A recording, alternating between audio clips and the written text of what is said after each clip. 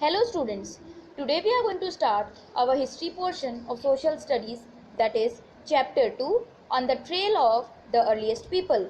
Now let's get started. Stages of human evolution. According to scientists, our earth is about 4.5 billion years old. Scientist के मुताबिक हमारी जो पृथ्वी है वो लगभग 4.5 बिलियन ईयर्स पुरानी है, but life in the form of plants and animals appeared on earth much later.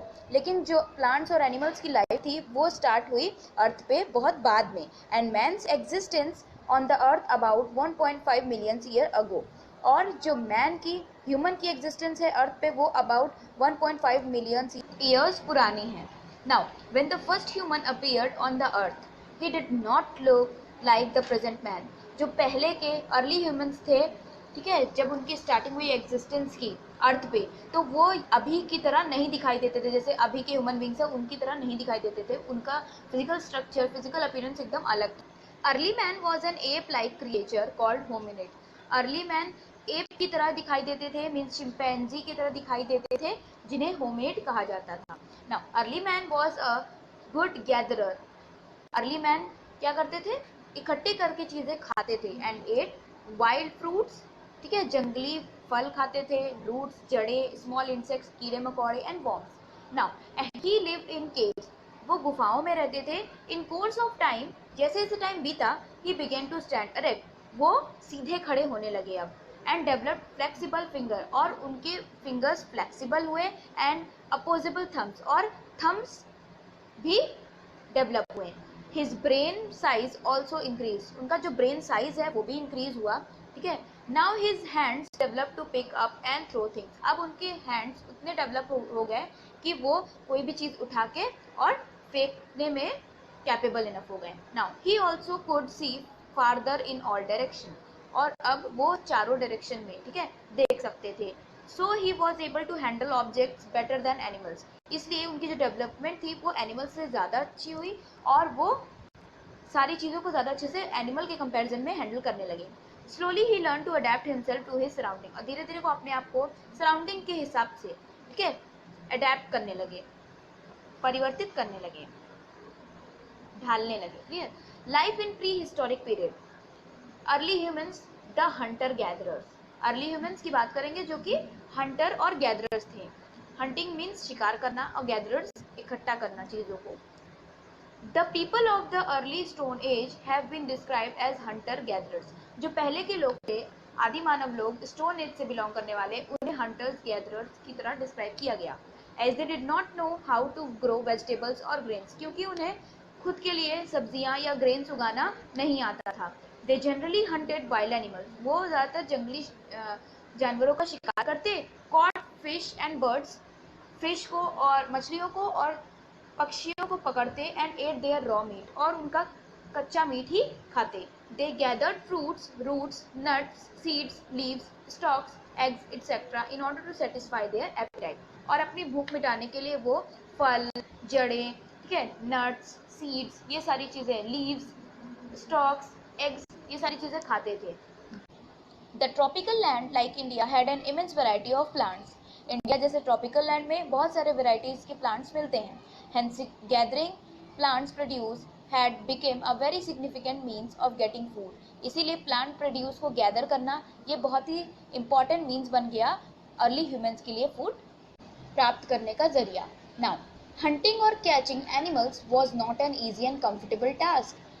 जानवरों को पकड़ना और उनका शिकार करना, कह सकते हैं, ये बहुत इजी काम नहीं था, बहुत आसान काम नहीं था.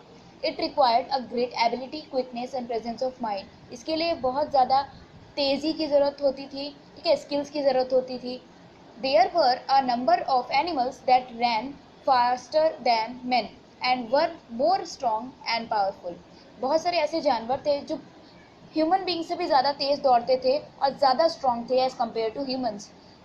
Similarly, as regards to collecting plant, it was necessary to know which plant or parts of plants. इसी तरह अगर प्लांट्स इकट्ठा करना है, प्लांट्स के प्रोड्यूस इकट्ठा करने हैं खाने के लिए, तो इसलिए ये पता होना चाहिए कि कौन सा प्लांट या parts of plants was eatable, कि कौन सा पार्ट प्लांट का खाने लायक है क्योंकि as many of them could be poisonous, क्योंकि बहुत सारे प्लांट्स ऐसे होते हैं जो पॉइजनस होते हैं, जहरीले होते हैं.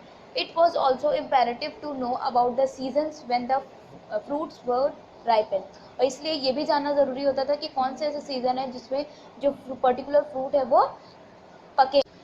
Hunters gatherers made and used various types of tools.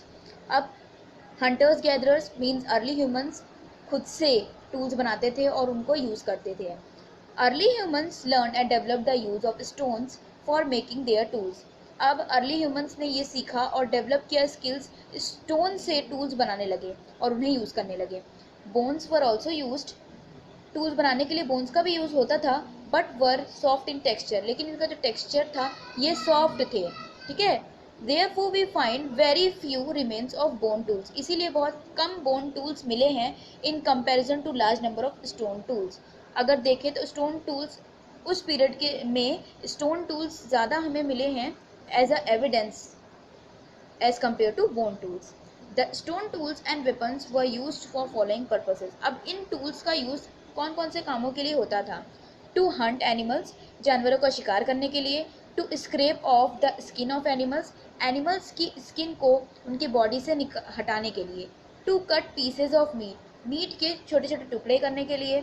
To cut roots and fruits, और जड़ों को और फलों को काटने के लिए. To fell trees and clear forest, पेड़ों को गिराने और फॉरेस्ट को क्लियर ऑफ करने के लिए.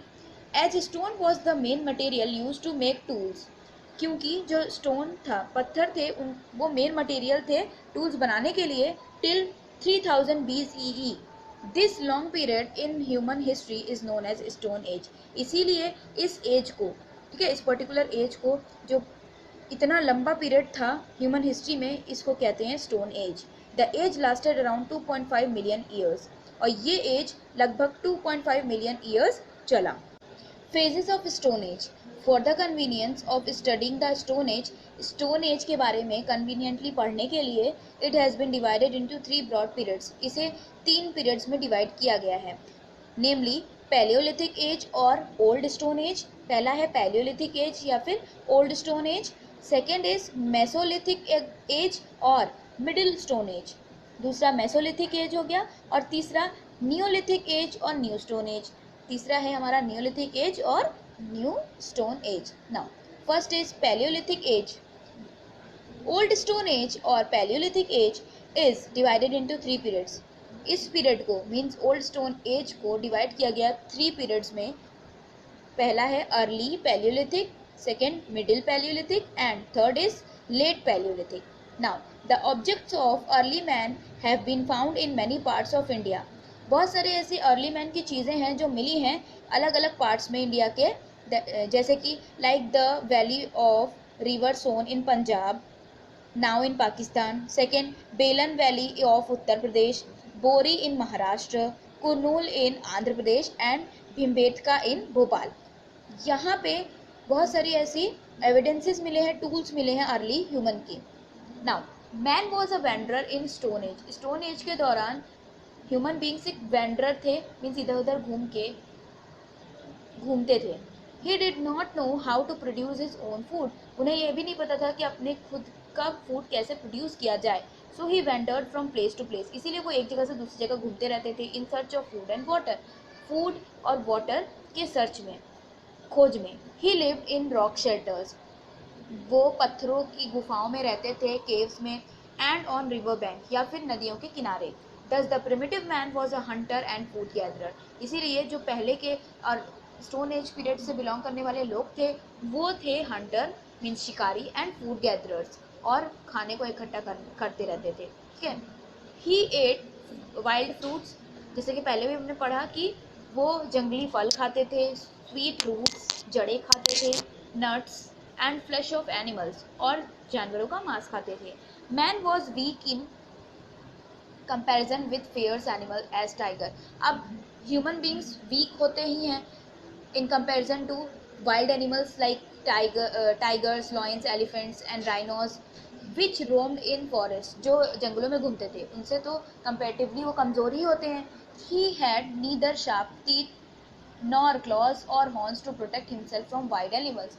उनके पास ना ही शार्प टीथ या दांत होते थे, ना ही पंजे होते थे, और हॉर्न्स टू प्रोटेक्ट हिमसेल्फ, अपने आप को बचाने के लिए इन जंगली जानवरों से, जैसे शेर, टाइगर, क्लियर, he moved in small groups, छोटे छोटे ग्रुप में घूमते थे।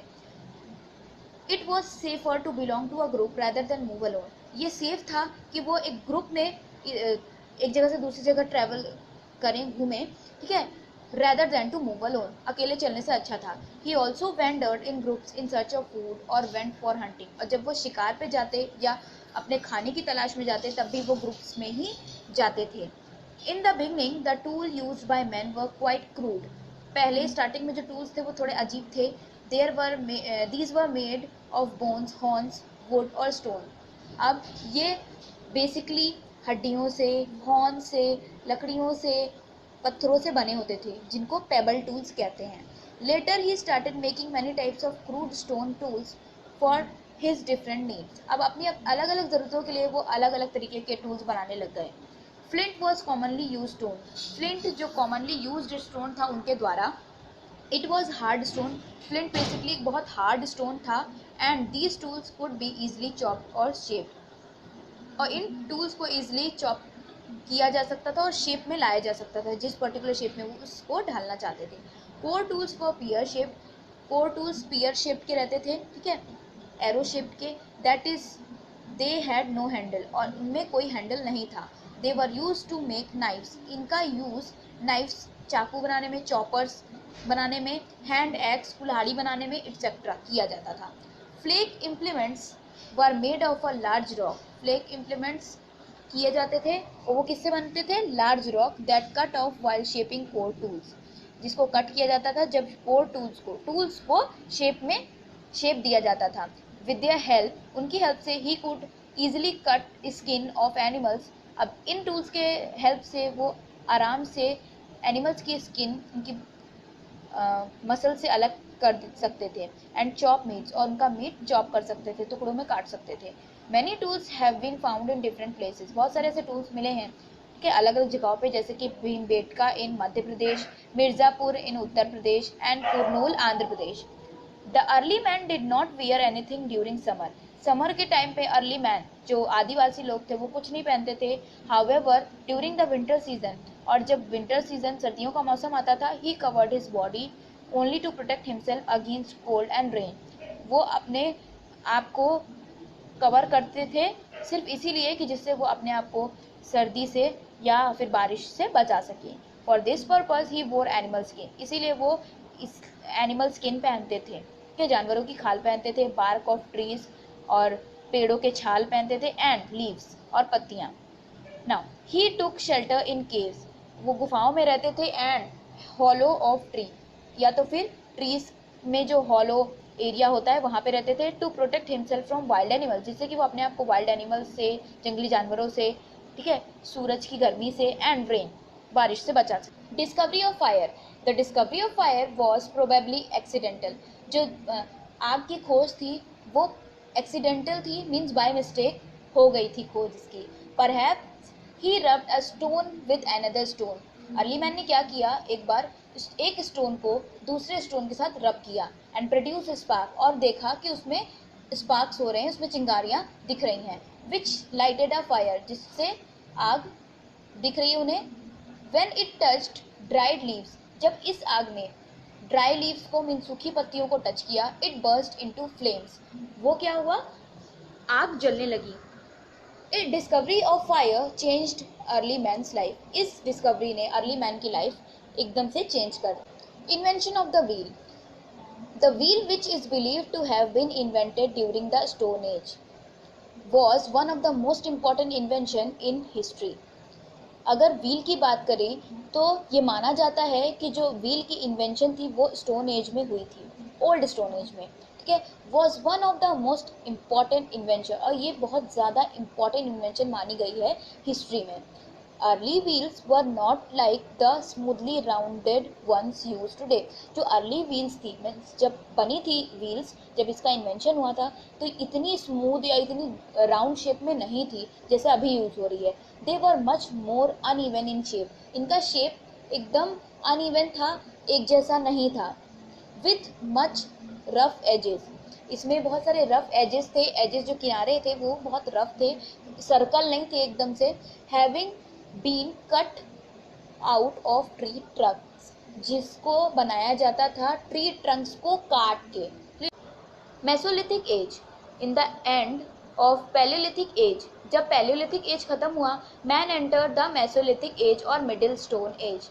तो मैन ने मीन्स ह्यूमंस ने एंटर किया मेसोलिथिक एज को, ठीक है, मीन्स जो मिडिल स्टोन एज आई। The mesolithic age was a period of transition which dates back from around 10,000 BC। जो मेसोलिथिक एज थी वो स्टार्टिंग ट्रांजिशन थी, ठीक है, चेंज थी, which dates back from around 10,000 BC to about 8,000 BC। Clear. Most features of the palaeolithic period continue, बहुत सारे ऐसे फीचर थे जो पैलियोलिथिक पीरियड के इस टाइम पे भी कंटिन्यू हो रहे थे, चल रहे थे। During this period, man started making more sophisticated tools for using bones and horns along with stones. इस टाइम पीरियड तक ह्यूमन बींग्स ने स्टार्ट कर दिया और अच्छे टूल्स बनाना यूजिंग बोन्स का यूज़ करके, हॉर्न्स का यूज़ करके, अलॉन्ग विथ स्टोन्स, और पत्थरों का भी यूज़ करते थे। दीज टूल कॉल माइक्रोलिथ्स, इन टूल्स को माइक्रोलिथ्स कहा जाता था। Were more flexible and lighter than the palaeolithic tools. अब ये टूल्स माइक्रोलिथ्स ये बहुत फ्लेक्सिबल थे और लाइटर थे, मीन्स भारी नहीं थे, ठीक है, as compare to palaeolithic tools. Now scrapers, boards, hammers, sickles and arrow heads were made, ये सारे टूल्स बनाए जाते थे। Man could now hunt fast moving animals with bows. अब बोज की हेल्प से, ठीक है, एरोस की हेल्प से अब आराम से वो लोग हंटिंग कर सकते थे, जानवरों का शिकार कर सकते थे, जो जानवर बहुत तेज़ भागते हैं उनका भी। And use hooks to fish, और हुक्स का यूज़ करते थे फिश पकड़ने के लिए। Mesolithic tools have been found at Adamgarh Madhya Pradesh. अब ये टूल्स मिले हैं, इनके एविडेंसेस मिले हैं आदमगढ़ में जो कि मध्य प्रदेश में है, एंड बागोर जो कि राजस्थान में है। Slowly the man of mesolithic age learn to tame animals. धीरे धीरे मेसोलिथिक एज में जो भी ह्यूमन बींग्स थे उन्होंने स्टार्ट कर दिया जानवरों को पालना। Man started to became domesticated making simple houses. अब अपने लिए सिंपल हाउसेज में वो रहने लगे, घर बनाने लगे। तो most people still live in caves and under the rocks, और कुछ लोग अभी भी गुफाओं में रहते थे और या तो फिर बड़े बड़े रॉक्स के नीचे रहते थे। क्लियर। Thank you everyone.